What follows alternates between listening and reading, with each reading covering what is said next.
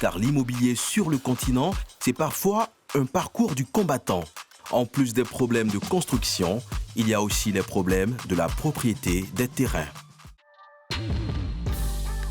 À Lomé, cette agence immobilière s'est spécialisée dans le domaine.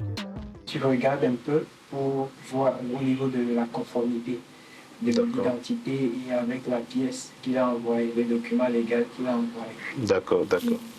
Elle a fait de l'arnaque foncière sa spécialité. Pour chaque bien qu'elle met en vente, elle a développé une solide formule pour s'assurer que les terrains vendus sont viables.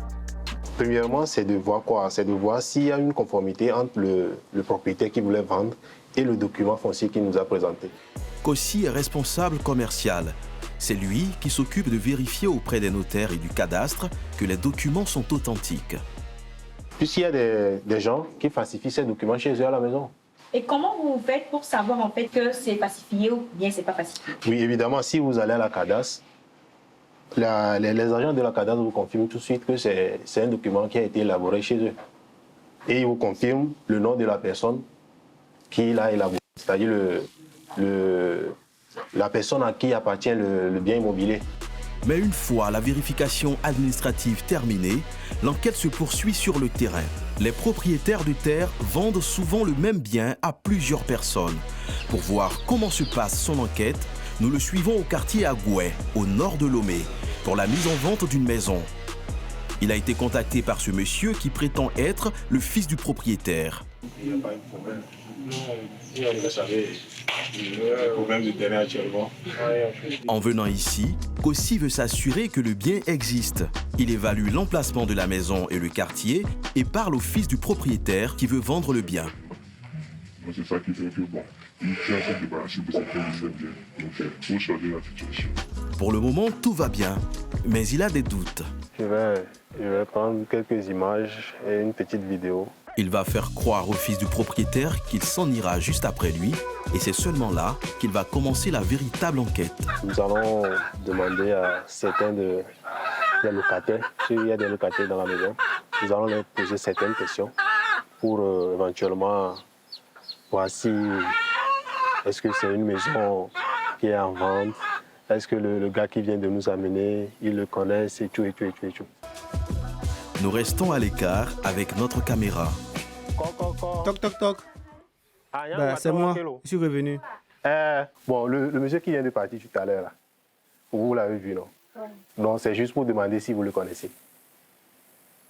Un jour, il est venu ici que c'est le petit l'enfant de la propriétaire. Ah, du propriétaire de maison. C'est son enfant. C'est son enfant. Mais est-ce que vous savez vraiment que c'est son enfant? Moi, je ne le connais pas. Celui que je connais, c'est le petit frère du propriétaire. Et c'est notre voisin. Puis on fait les douceurs. L'eau sort derrière. Il n'y a pas les tisoires que l'eau dedans. Comme ça. Hein? Les locataires ne connaissent pas le monsieur qui prétend être le fils du propriétaire. C'est mauvais signe. Alors l'agent immobilier continue son enquête dans le quartier, chez le neveu du propriétaire. Le tonton que nous a amené ici, vous le connaissez? Non. Quand ils ont écrit maison à vendre, je ne sais pas exactement à qui on l'a confié. Il nous a dit que le fils du propriétaire. Le monsieur n'a pas de fils. Il n'a que des filles. Il a 3 filles. L'aînée est âgée et a un enfant. Les 2 dernières sont encore de petites filles.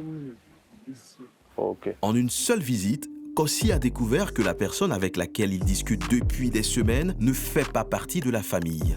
Toutes les informations sont les mêmes partout, au niveau des locataires, du voisin et puis le frère du propriétaire. Sauf que la personne qui vient de nous amener, ce n'est pas le fils du propriétaire, peut-être un apporteur d'affaires, mais il n'a pas clarifié tout ça. Le risque ici, c'est que le prix de vente soit au-dessus de celui fixé par le véritable propriétaire. Ce que nous allons faire, c'est d'appeler le propriétaire lui-même, avoir un rendez-vous avec lui, discuter avec lui avant de le mettre sur le marché. En discutant avec le propriétaire directement, il fera économiser de l'argent à son futur client.